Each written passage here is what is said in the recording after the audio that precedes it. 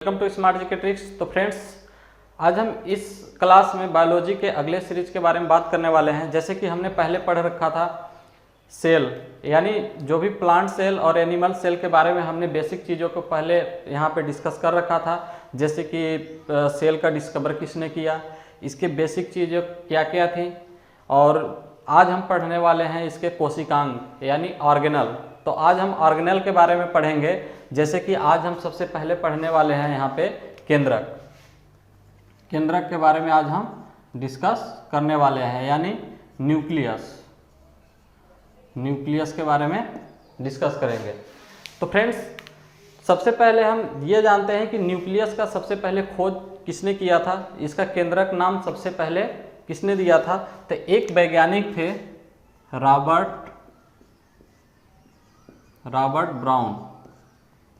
Robert brown नामक एक वैज्ञानिक थे जिन्होंने एक विकसित सूक्ष्मदर्शी के माध्यम से आर्कटिक नामक एक वस्तु से क्या किया था, इन्होंने सेल जो ये केंद्रक है, केंद्रक का परीक्षण किया था और उन्होंने उसका नाम केंद्रक दे दिया 1831 ईस्वी में। इन्होंने बताया कि जो केंद्रक है वो क्या है। केंद्रक को सेल का यानी ब्रेन ऑफ सेल, यानी सेल का क्या कहते हैं, केंद्रक को माइंड कहते हैं। क्योंकि जो सेल में सारी क्रियाएं जो होती हैं, जैसे कुछ भी क्रिया होती है उसमें, जैसे भोजन का निर्माण करना, प्रोटीन का संश्लेषण करना और इस तरह की जो भी कार्य होते हैं, वो सारा नियंत्रण कौन करता है, वो सारा नियंत्रण केंद्र से होता है। इसलिए इसको क्या कहते हैं, ब्रेन ऑफ सेल। आगे बात करते हैं कि जो ये केंद्रक होते हैं वो क्या है। यूकैरियोटिक में जो यूकैरियोटिक टाइप के सेल होते हैं उसमें वेल डेवलप विकसित होते हैं, लेकिन हमने पढ़ा था जैसे प्रोकैरियोटिक सेल, इसमें क्या होता है, ये जो केंद्रक के भाग है वो क्या होता है, वेल डेवलप नहीं होते हैं, विकसित नहीं होते हैं, या तो कम विकसित होते हैं या अनुपस्थित रहते हैं।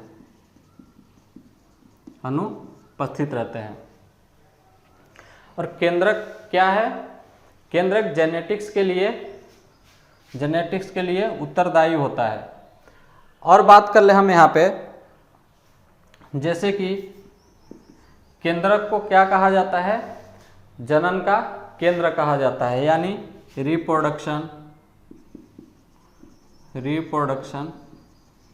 सेंटर यानी जनन केंद्र भी कहा जाता है। क्योंकि जो भी यहाँ पे जेनेटिक्स मटेरियल होते हैं वो कहाँ पे होते हैं, जेनेटिक्स मटेरियल केंद्र में होते हैं, न्यूक्लियस में ही व्यवस्थित होते हैं। तो इस तरह से हमने इसको देख लिया। आगे हम बात करते हैं कि इसको अध्ययन करने के लिए हम इसको 4 भागों में डिवाइड किए हैं, जो कि हमें आगे इसको समझने में आसानी होगी। तो सबसे पहले हम बात करते हैं न्यूक्लियस की। न्यूक्लियस इसको 4 भागों में डिवाइड किया गया है। अगर हम पहले की बात करें तो पहला है हमारा केंद्रक झिल्ली। दूसरे की बात करें तो दूसरा है केंद्रक द्रव। अगले की बात करें तो अगला है केंद्रिका झिल्ली। और लास्ट यहाँ पे हम बात करते हैं तो क्रोमैटिन। यहाँ पे हम एक एक करके देखेंगे। तो सबसे पहले हम बात करते हैं केंद्रक झिल्ली। जो ये वाली भाग है हमारी, ये जो किनारे किनारे का सर्कल आपको दिख रहा होगा, ये क्या है, ये है केंद्रक आवरण यानी केंद्रक झिल्ली है ये, यानी न्यूक्लियस मेम्ब्रेन भी कहते हैं इसको। अगर इंग्लिश में बोले इसको तो न्यूक्लियस मेम्ब्रेन। न्यूक्लियस मेम्ब्रेन में यहाँ पे इसका कार्य क्या होता है इसका मुख्य कार्य यानी इसका मेजर वर्क होता है कि जैसे सेल के जो साइटोप्लाज्म होते हैं यानी कोशिका द्रव्य होते हैं, कोशिका द्रव, जैसे कि ये तो बीच का भाग है, इसके नीचे क्या है, इधर कोशिका द्रव है, इधर इससे क्या होता है, कोशिका द्रव से इसमें एंट्री होता है कोशिका द्रव का, और फिर इससे क्या है यानी केंद्रक द्रव कोशिका द्रव में इंटर होता है। इसका जो समन्वय बनाए रखता है, इसका नियंत्रण करने का काम मुख्य किसका होता है, केंद्रक झिल्ली का, जो इसके चारों ओर आवरण होते हैं। और इस केंद्रक आवरण यानी केंद्रक झिल्ली के बाहर साइड में क्या होते हैं, छिद्र होते हैं, होल बने होते हैं, जिसके माध्यम से क्या है, द्रवों का आदान प्रदान होता है, और आदान प्रदान होने के साथ साथ वो उसको नियंत्रण भी करता है। जैसे कि इसके अंदर सांद्रता कहीं ज़्यादा ना हो जाए, कंसंट्रेशन मेंटेन भी करके रखता है, और कहीं ऐसा ना कि इसमें ज़्यादा बड़े कण या फिर छोटे कण एंट्री कर जाए और क्या हो, इसमें सांद्रता की मात्रा घटने या बढ़ने लगे। तो इस तरह से जो इसमें केंद्रक झिल्ली होता है वो क्या करता है, नियंत्रण यानी सांद्रता नियंत्रण का कार्य करता है।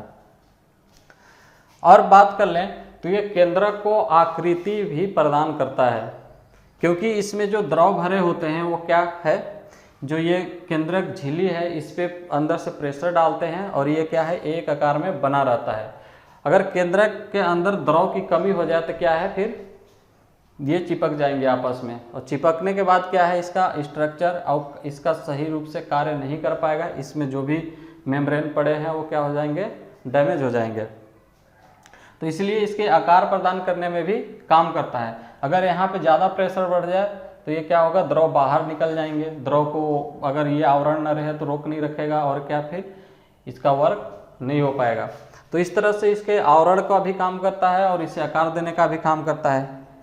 आगे हम बात कर लेते हैं कि ये बना किस चीज़ का होता है, तो ये बना होता है लाइपोप्रोटीन। एक लाइपोप्रोटीन होता है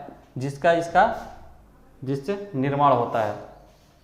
आगे हम और बात कर लेते हैं इसमें कि जो केंद्रक आवरण यानी न्यूक्लियस मेम्ब्रेन होते हैं वो क्या करते हैं, उसके ऊपर ही इस तरह के कुछ आकृति बने होते हैं।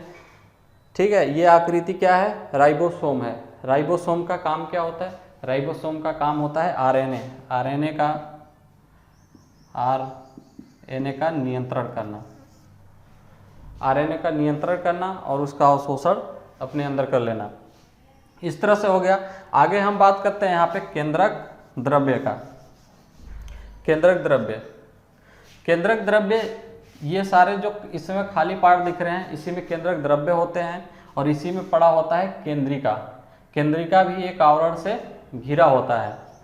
तो केंद्रक द्रव्य सबसे पहले बात कर लेते हैं, केंद्रक द्रव्य किसका किसका बना होता है। तो केंद्रक द्रव्य की बात करते हैं हम, तो केंद्रक द्रव्य बना होता है सबसे पहले जल होता है इसमें, और इसमें न्यूक्लिक एसिड होता है, न्यूक्लिक एसिड, और आगे प्रोटीन। इससे मिलके इसका निर्माण होता है। और क्या है कि ये तो यहाँ पे जो कोशिका द्रव्य होता है वो क्या करता है, निर्माण तो ये जल, न्यूक्लिक एसिड और प्रोटीन से होता है, और इसका कार्य होता है केंद्रक का यानी कोशिका जो केंद्रक होता है उसका आकार बनाए रखता है। ठीक है, और ये जो है आरएनए के संश्लेषण में भाग लेता है। इसके बाद हम आगे बात करते हैं केंद्रक झिल्ली, यानी केंद्रक झिल्ली का यहाँ पे क्या काम होता है। जो केंद्रक झिल्ली होता है वो केंद्रिका और केंद्रक के जो द्रव होते हैं उसमें क्या होता है, उसका आदान प्रदान जो होता है उसको नियंत्रित करता है, और नियंत्रण करने के बाद इनका समन्वय बनाए रखता है, इनका संतुलन बनाए रखता है। ठीक है, और ये जो आवरण है इसमें दो आवरण है, ये बाह्य आवरण है और ये आंतरिक आवरण है ये। और हम बात करें कि इसके अंदर ये द्रव भरे होते हैं और ये क्या होता है, केंद्रिक होता है, केंद्रिका। ठीक है फ्रेंड्स, अब ये आवरण होते हैं और उसमें द्रव भरे होते हैं और इस द्रव में क्या होते हैं, यहाँ पे हम आगे बात करते हैं क्रोमेटिन। तो ये जो धागे रूपी आपको दिख रहा है ये क्या होता है, ये होता है क्रोमेटिन। इसमें धागे होते हैं, ये गुणसूत्र का निर्माण करते हैं। अब ये जो धागे होते हैं, इसमें धागे रूपी संरचना बनी दिखाई दे रही है, वो किसका बना होता है, ये न्यूक्लियो प्रोटीन का बना होता है, न्यूक्लियो प्रोटीन का बना होता है। न्यूक्लियो प्रोटीन बोले तो ये किससे मिलकर बना होता है, सबसे पहले इसमें तो न्यूक्लिक एसिड होता है, न्यूक्लिक एसिड। न्यूक्लियो एसिड की बात करें तो डीएनए यानी डीऑक्सी राइबोन्यूक्लिक एसिड। तो ये डीएनए का होता है। अगर अगले की बात करें यहाँ पे हम, तो अगला होता है, अगला इसमें प्रोटीन होता है। तीसरे की बात करें तो इसमें अमीनो एसिड होता है। ये तीन चीजों से मिलकर बना होता है। यहाँ पे हम बात करते हैं क्रोमेटिन धागे,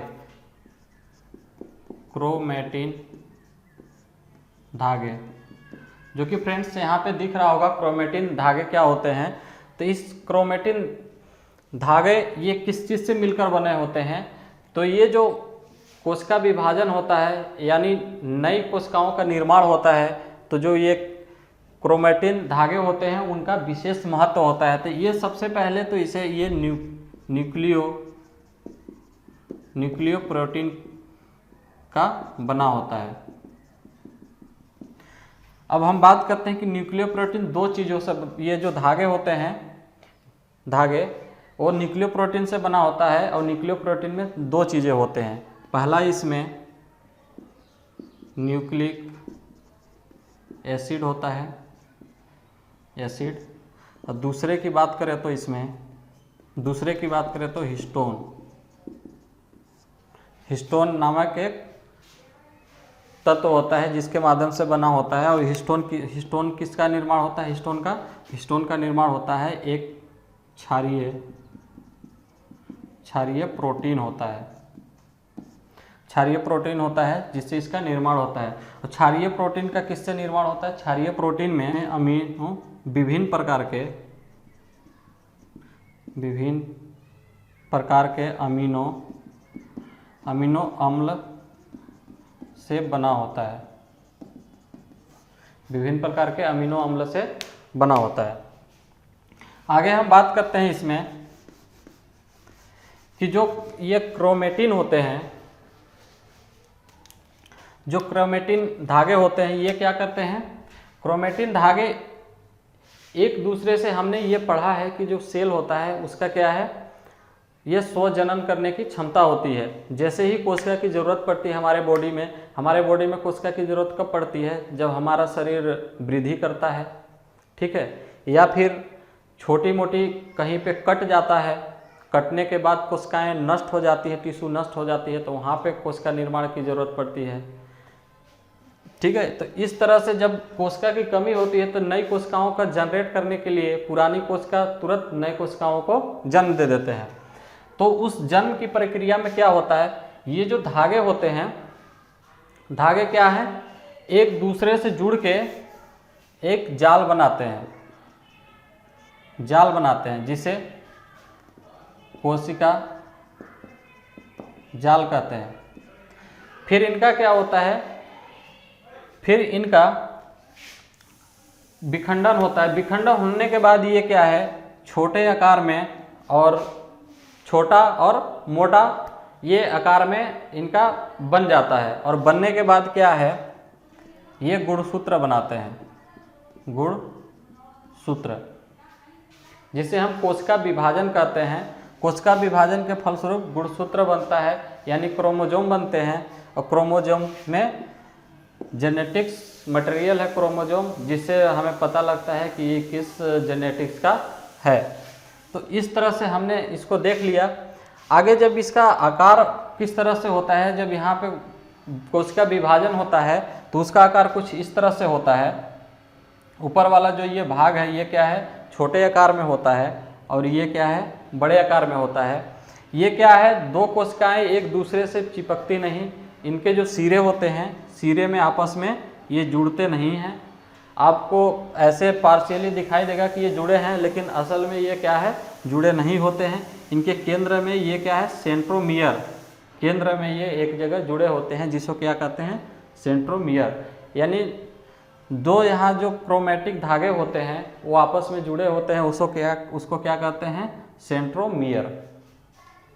और ऊपर वाली आकृति छोटी होती है और नीचे वाली लंबी भुजा वाली आकृति होती है। तो इस तरह से हमने इसको देख लिया। अब हम आगे बात करने वाले हैं कि जो इनका विभाजन होता है, जो कोशिका का विभाजन होता है, वो कितने प्रकार के होते हैं। तो सबसे पहले कोशिका विभाजन को देख लेते हैं। कोशिका विभाजन, कोशिका विभाजन मुख्यतः 3 तरह के होते हैं। ऐसे तो जनरली 2 तरह के होते हैं, लेकिन एक और कोशिका विभाजन होता है। सबसे पहले की बात करें तो समसूत्री विभाजन। समसूत्री विभाजन, समसूत्री विभाजन, समसूत्री विभाजन किसे कहते हैं, जैसे कि इनमें क्या है, अलग अलग कोशिकाएं विभाजित नहीं होती हैं और ना अलग अलग बने होते हैं। और दूसरे की हम बात कर लेते हैं अर्धसूत्री विभाजन। अर्धसूत्री विभाजन। तीसरे की बात कर लेते हैं असूत्री विभाजन। तो सबसे पहले हम बात करते हैं समसूत्री। समसूत्री का एग्जाम्पल है कि इसमें कोई नई कोशिकाएं नहीं बनती हैं। नई कोशिकाएं तो बनती हैं, लेकिन अपने जैसा ही वो क्या है, समान प्रकार के कोशिकाओं का निर्माण करता है। समसूत्री का मतलब है समान कोशिकाओं का विकास करना। समान कोशिकाओं का विकास करना, इसका हम एग्जाम्पल ले लेते हैं। जैसे कि अगर आपको कहीं पे कट जाता है, ठीक है, कटने के बाद ब्लड आता है, ब्लड आने के बाद क्या है, वो जैसे कि हम मान ले घाव हो जाता है, कटने के बाद धीरे धीरे आप देखते हैं कि वो घाव क्या है, रिकवर हो जाता है और वो सही हो जाता है। तो जब वो कटता है तो वहाँ क्या होता है, कोशिकाएं नष्ट हो जाती हैं। उत्तक जो वहाँ पे टिश्यूज होते हैं, बहुत सारे कोशिकाओं को मिलकर वो नष्ट हो जाते हैं। और फिर जैसे जैसे टाइम जाता है, फिर क्या होता है, कोशिकाओं का निर्माण होता है। यानी उस जगह पे समसूत्री विभाजन होता है। यानी जो कोशिकाएं वहाँ नष्ट हुई हैं, कुछ कोशिकाएं वहाँ पे बची होंगी, जिसके माध्यम से वो अपने जैसे नई कोशिकाओं को जन्म देकर उनका जो घाव है उसको रिकवर कर दिया। तो इस तरह के जैसे कि घाव हो गया, यानी अपने जैसे कोशिकाओं का विकास करना, जन्म देना, समसूत्री विभाजन के अंतर्गत आता है। वहीं पे हम बात कर लें अर्धसूत्री विभाजन। तो अर्धसूत्री विभाजन मुख्यतः होता है जनन क्रियाओं में। जनन क्रियाओं में, जनन क्रियाओं की बात करें हम यहाँ पे, तो जैसे कि इसमें स्पर्म और स्पर्म प्लस ओवम, यानी यहाँ पे स्पर्म और ओवम, यानी यहाँ पे शुक्राणु और प्लस अंडाणु आपस में मिलकर क्या बनाते हैं, जाइगोट बनाते हैं। जाइगोट यानी अर्धसूत्री का मतलब है कि अर्धसूत्री कोशिका विभाजन यानी बनने में दो अलग अलग क्या है, दो अलग अलग सेल का वहाँ पे वो मिलेंगे और मिलने के बाद फिर क्या होगा, उनका निर्माण हो जाएगा। जैसे मेल के स्पर्म से शुक्राणु आया और वोम से यानी जो मादा है उससे क्या हुआ, वोम यानी अंडाणु हुआ, अंडाणु आया, जिससे मिलकर एक कोशिका का निर्माण होता है और उससे बड़े होकर बड़े बड़े कोशिकाओं का निर्माण होने लगता है। तो इस तरह से जो अर्धसूत्री विभाजन होता है, जैसे हम एग्जाम्पल की बात करें यहाँ पे कि जैसे कि मनुष्य का गुणसूत्र कितना होता है, 46, संख्या में 46 होता है। अगर जोड़ी की बात करें तो 23 जोड़ी होता है। लेकिन क्या 23 जोड़ी एक ही सेल होते हैं, यानी एक ही तरह के सेल होते हैं? नहीं, ये अलग अलग टाइप के सेल, यानी मेल से आए हुए अलग सेल होते हैं, फीमेल से आए हुए अलग सेल होते हैं। जैसे कि हम बात कर लें 22 जो है, 22 सेल कहाँ से आते हैं? मेल से आते हैं, ठीक है। और 22 कहाँ से आते हैं? फीमेल से। 22 के मेल और 22 के फीमेल। और लास्ट में जो लास्ट में ये क्या है? ये अभी अर्धसूत्री है, क्योंकि मनुष्य में 46 होते हैं और हमारा 44 हो रहा है। लास्ट के जो एक जोड़ी बच जाते हैं वही क्या करता है? इनका कोशिका निर्माण फीमेल कर रहा है या मेल कर रहा है, यानी XY आ जाता है। तो पुत्र अगर XX आ जाता है, यानी दोनों ही फिर फीमेल के आ जाते हैं लास्ट जोड़ी वाले, तो क्या हो जाते हैं? फीमेल का जन्म देता है। और अगर लास्ट में अगर XY यानी एक पुरुष का और एक महिला का आ जाता है, तो वहाँ पे क्या है? XY होने से यहाँ पे पुरुष यानी मेल का जन्म होने लगेगा। तो इस तरह से अर्धसूत्री आप समझ गए होंगे। यहाँ पे हम इसके बारे में ज़्यादा डिस्कस नहीं करेंगे, जब रिप्रोडक्शन पढ़ेंगे उसमें इन सारी चीज़ों को डिस्कस करेंगे। यहाँ पे हमारा मतलब था कि अर्धसूत्री विभाजन में क्या होता है। तो अर्धसूत्री विभाजन में ये जनन क्रियाओं में भूमिका निभाता है और इसमें दो अलग अलग सेल आकर आपस में मिलकर नए सेल को जन्म देते हैं। और समसूत्री में क्या होता है? समसूत्री में एक ही तरह के सेल को, अपने संतति को यानी अपने कोशिकाओं का निर्माण करते हैं। आगे हम बात कर लेंगे, एक असूत्री भी होता है। असूत्री विभाजन किसमें होता है? असूत्री विभाजन ज़्यादातर उन ऑर्गेनिज्म में होता है जिनमें क्या होता है? एक कोशिकीय होता है, या फिर कोशिका जो उनके केंद्रक होते हैं वो क्या होते हैं? वेल डेवलप नहीं होते हैं या विकसित पूरी तरह से नहीं होते। तो यहाँ पे हम बात कर लें असूत्री में, अगर एग्जाम्पल की बात कर लें इसमें, तो असूत्री में जैसे कि कवक हो गया, फंगी, बैक्टीरिया हो गया, विषाणु हो गया, इसमें क्या होता है? असूत्री विभाजन होता है। असूत्री विभाजन का मतलब कि इसमें कोशिका का विभाजन हो ही नहीं पाता है। जैसे इनका जन्म एक कोशिका को लेकर हो गया, तो उसी कोशिका में ही पूरे जन्म यानी लास्ट तक वही कोशिका में रह जाएंगे। इनका नए कोशिका का विभाजन नहीं कर पाते अपने अंदर, ठीक है। तो इस तरह से इनका कोशिका विभाजन होते होते लास्ट तक इनमें क्या होता है? कोशिका का अंत हो जाता है, यानी कोशिका डेड हो जाता है। तो इस तरह से क्या है? असूत्री में कवक और बैक्टीरिया और विषाणु में इस तरह के असूत्री विभाजन पाया जाता है। एग्जाम्पल में ये सारी चीज़ें पूछ लेता है, तो ये चीज़ आप लोग ध्यान रखेंगे। इसी में हम आगे बात कर लेते हैं। फ्रेंड्स, यहाँ पे हम बात कर लेते हैं गुणसूत्र के। हमने पढ़ा गुणसूत्र के बारे में अभी पीछे। तो जो गुणसूत्र के हैं उनको 3 भागों में डिवाइड किया गया है। पहला है पेलिकल। पेलिकल क्या है? गुणसूत्र का सबसे बाहरी भाग है, सबसे बाहरी भाग है। अगर आगे बात करें यहाँ पे मैट्रिक्स, तो मैट्रिक्स क्या है? जो पेलिकल के अंदर जो भाग होता है, अंदर वाला भाग यानी पेलिकल से ढका हुआ भाग को क्या कहते हैं? मैट्रिक्स कहते हैं। मैट्रिक्स की बात करें तो ये वाले जो धागे हैं ये मैट्रिक्स होते हैं।